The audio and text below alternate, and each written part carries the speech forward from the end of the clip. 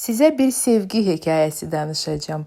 Tələbə olanda bir gün avtobusla dərsə gedirdim. Avtobusda oturacaqlar üzbəüz idi.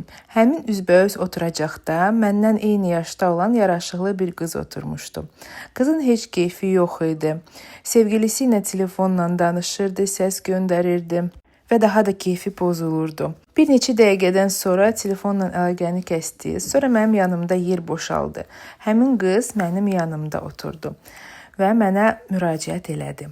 Bağışlayın, olar bir söz soruşum, məsləhətə ehtiyacım var. Dedim, buyurun. Qız mənə qısaca sevgi hekayəsini danışdı. 2 il oğlanla danışırdı, evlənmək istəyirdilər, amma oğlan başqa bir qızla nişanlandı. Oğlan əslində başqa biri ilə ailə həyatını qurmaq istəmirdi, amma valideynləri israr edirdi, ona təzyiq göstərirdi, ona görə məcbur nişanlandı. Gəlin öz fikrimi sizə deyim.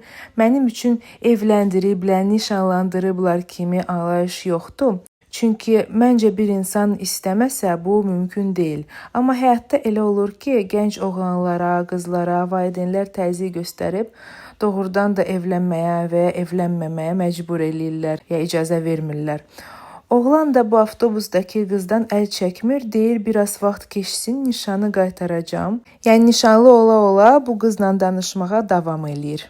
Qız məndən soruşur ki, səncə mən neyniyim? Bilirəm ki, ayrılmalıyam, amma əl çəkmir, hisslərimlə oynayır. Mən də ayrıla bilmirəm.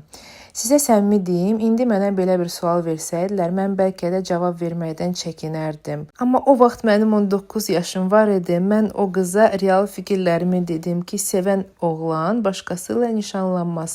Qız mənə yenə eyni sözləri təkrarladı ki, əl çəkmir filan.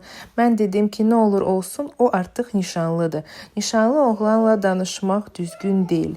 Siz mənim yerimdə olsaydınız nə deyərdiniz? Ümumiyyətlə mənimlə razısınız? Sizə qəribə gələ bilər ki, avtobusda tanımadığım qız mənə belə suallar verir, hekayələr danışır.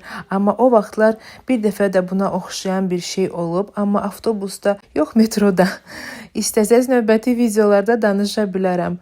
Belə oğlanlar çoxdur, sonra da günahkar qızlar olur. Görəsən bu qızın taleyi necə olub, oğlanla ayrıldı, ayrılmadı. Heç vaxt bu haqda fikirləşmirdim, amma indi sizə danışdım, özümə də maraqlı gəldi. Sizə bir böyük bacı kimi məsləhətim, qızlar nişanlısına qarşı belə hərəkət edən şəxs sabah həyat yoldaşını da aldadar. Ona görə belə insanlardan uzaq dursas yaxşıdır. Allah bu videonu izləyən bütün qızları xoşbəxt eləsin. Sabah makiyaj eləyib sizin üçün başqa hekayə danışacağım. Ukladkamın nəticəsini də görərsiniz. Öpürəm sizi. Hələlik.